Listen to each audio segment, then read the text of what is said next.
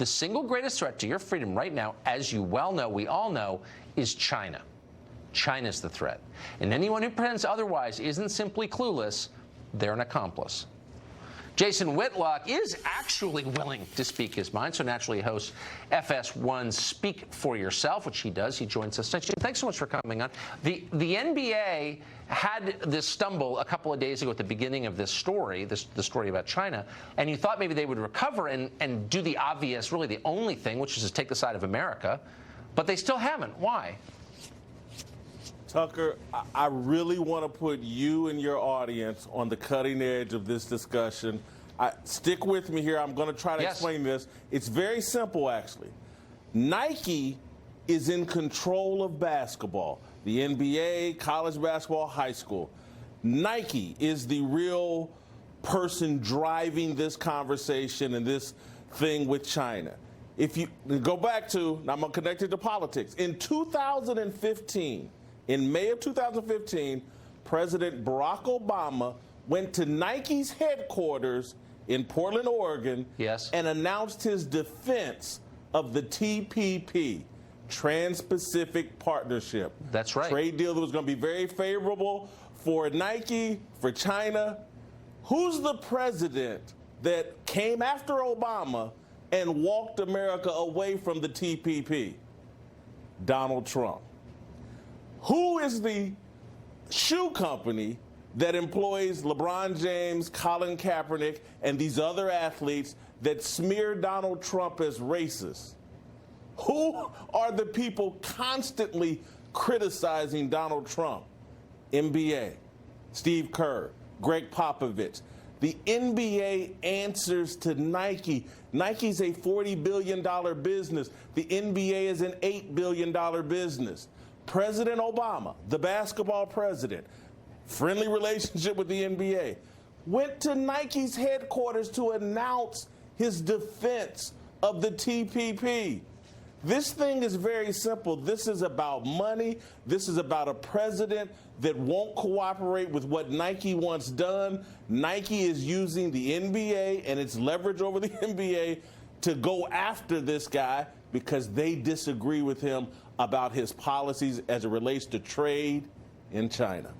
That is a fascinating story, and I guess it makes you wonder if Nike's calling the shot. I mean, so no, the NBA is not basically, you're saying, an independent organization. I mean, they're truly beholden. The NBA to this one answers company. to Nike.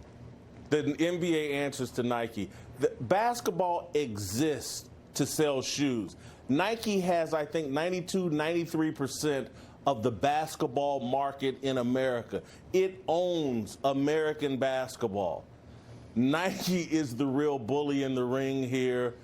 They are influencing American culture. They are addicted to the market in China. They have the relationships that can't. They got 1.4 billion people over there that Nike needs to sell shoes to. Nike's use of Asian labor, inexpensive Asian labor, this has been documented for years. But why does nobody say this? I mean, I believe what you're saying because there's nobody.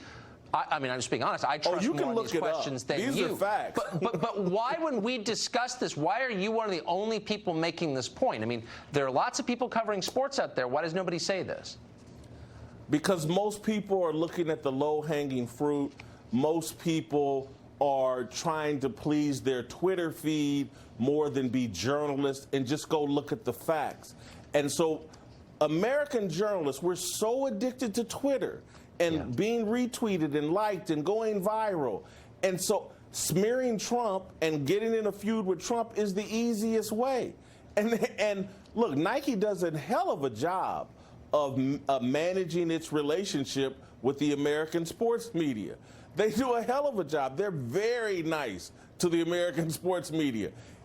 Look, ESPN, they have a relationship with the NBA. They need it to be very successful. There's no real incentive to go look for the facts. And the facts are so obvious. I'm begging you, people watching at home, your producers, punch it into Google. It's all there.